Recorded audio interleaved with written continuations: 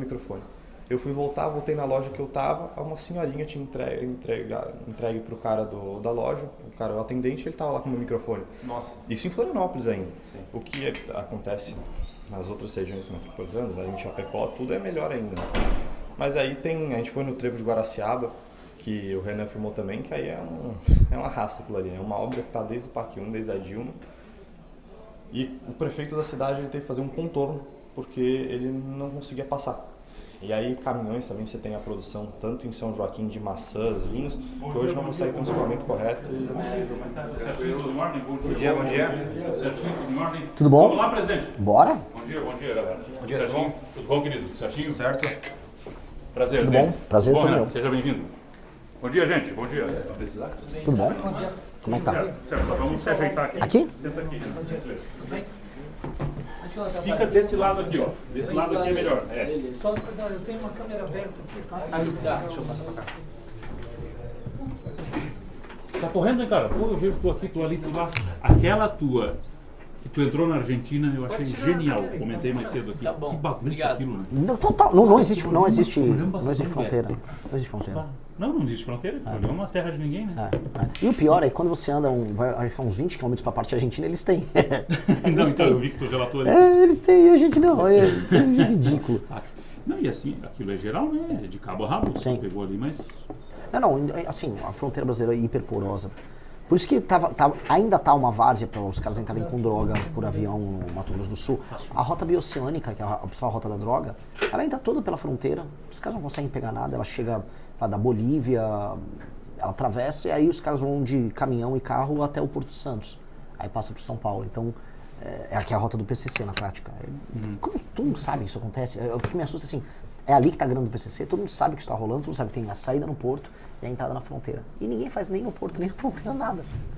Isso é bem tosco. É que primeiro isso requer um investimento e uma organização, né? Na verdade, eu acho que dá relevância a isso, né? Parece que os governos não dão relevância a isso, né? Deixa assim que...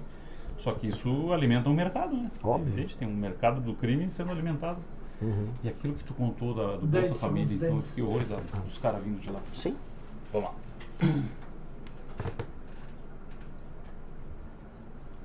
3, 2,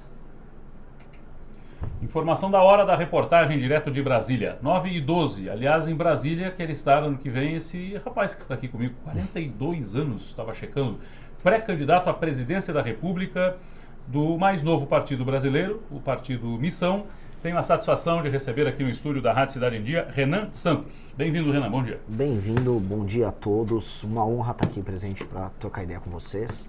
E um prazer enorme estar aqui em Criciúma, estou gostando bastante. Tens girado o Brasil, né? Outro dia estavas no Maranhão, por exemplo. Sim, altas aventuras. Quando 8 pneus furados. Quantos? 8. Bom, lá tu viu o Brasil como ele é, né, Renan? Olha, é assim, eu vi o pior lado do Brasil, posso falar com toda tranquilidade. No Maranhão. O modo de vida dos maranhenses ali, os maranhenses entendem, porque assim, eu estou altamente popular falando a verdade para os maranhenses. O modo de vida que eles têm lá é subhumano. Subhumano, aquelas pessoas são tratadas como animais e elas não têm nem termos de comparação. Então, uma pessoa que mora numa cidade inteira do Maranhão, ela não sabe que ela pode viver melhor do que aquilo. Mesmo com os recursos pré-existentes, tá?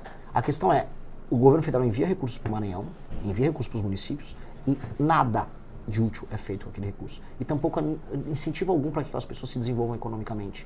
E elas não conseguem comparar. Então, a pessoa acha que é natural, por exemplo, você ter esgoto a céu aberto. Não, isso é uma condição natural. Eu fui para uma cidade, Pinheiro, a cidade do Sarney, presidente da República. Do lado do hotel tinha uns urubus na rua, eu reparei que o urubu não voava, ele só andava, né? Aí um cara da minha equipe foi lá e foi conversar com o pessoal, falou, não, aquilo lá é o Zé. É que Zé, não, é o urubu tem nome. É porque as pessoas convivem com o urubu normalmente. E cara, isso é uma cidade que, né, é a cidade de origem de um presidente da República, que já teve inúmeros investimentos estatais, e a cidade fede a esgoto. Então, é triste, é deplorável. O pessoal de Santa Catarina tem que entender assim, o seu dinheiro está indo para o governo federal para sustentar algo que é insustentável e que não tem como ficar de pé.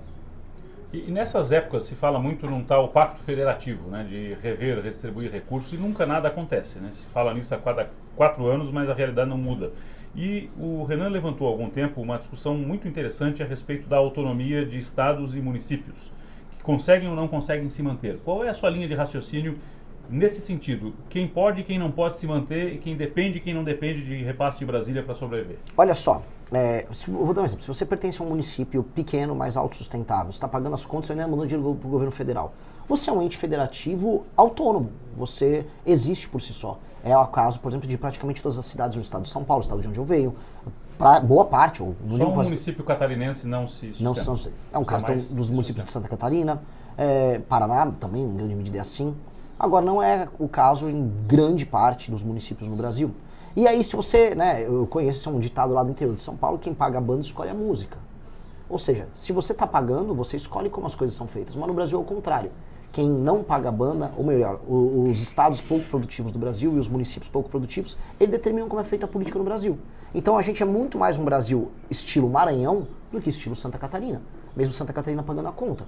Isso é injusto, isso é um sistema de exploração, porque o modelo político do Brasil, aí a gente vai desde grande parte do período colonial e da formação das oligarquias locais, ele é um modelo extrativista.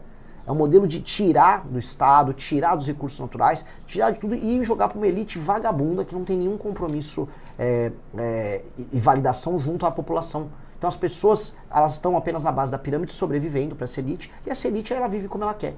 Isso é insustentável, e esse é um modelo que tem que acabar. Então, os lugares que são insustentáveis, eles precisam ter indicadores de desempenho.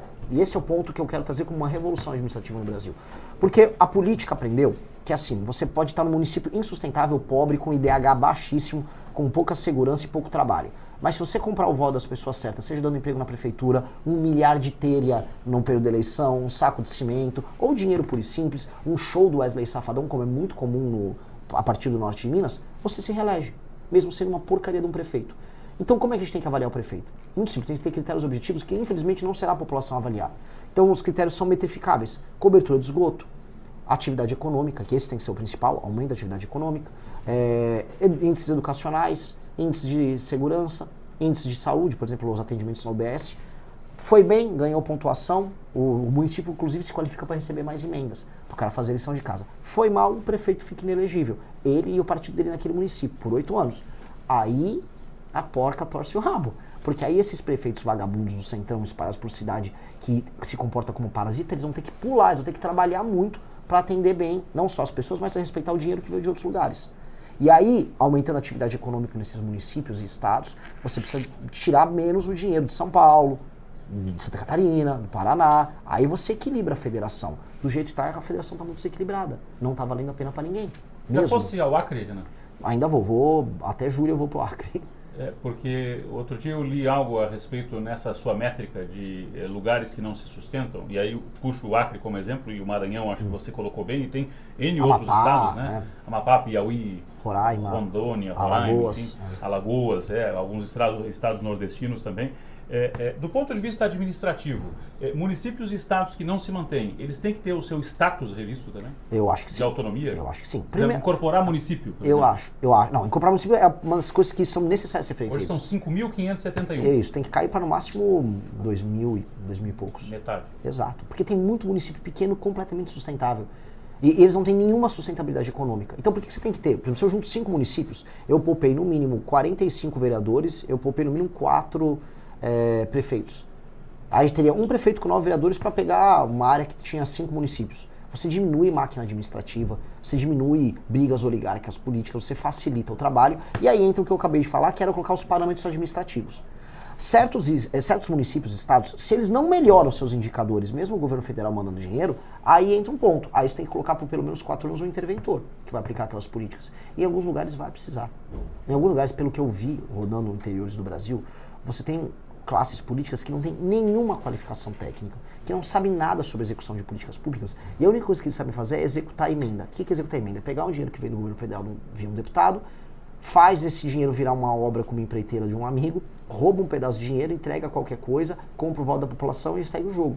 É isso que é um prefeito em pelo menos 1.000 e tantas cidades ao redor do Brasil. Ele não administra a emenda dos outros, que é o que virou o trabalho de prefeitar. Então não dá. Isso tem que ser alterado. Porque isso está quebrando, isso é um dos elementos que quebram o Brasil e que geram esse monte de deputado inútil do Centrão que fica em Brasília achacando qualquer presidente. A função do deputado não tem que ser achacar o presidente. Ele tem que ser votar de acordo com uma matéria. Só que hoje os deputados fazem isso porque está fácil. Porque basta pegar a emenda, executar, compra o voto da população, elege uns prefeitos inúteis que vivem executando esse dinheiro e Cara, o Brasil não aguenta. Isso precisa ser alterado. Mas se o Renan se torna presidente, vai precisar do Centrão para governar. Como é que faz? Infelizmente eu vou. Como é que faz? Igual a gente pica um elefante e come, né? Por pedacinhos. Então, primeiro eu tenho que tocar minha agenda fiscal para o Brasil sair dessa rota de colisão econômica que ele está indo. Depois eu tenho que resolver a questão do crime organizado. E isso vai me tornar um presidente popular. Isso vai me dar poder político.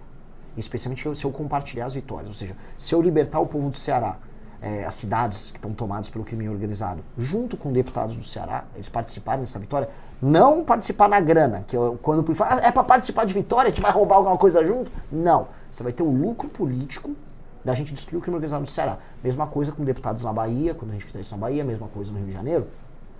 Aí eu aumento meu capital político. E onde eu vou gastar esse capital político? Nessa reforma administrativa que eu estou propondo. Que é uma reforma que seria apoiada por muitos partidos. Muitos partidos gostariam de ter isso porque hoje o jogo é muito fácil.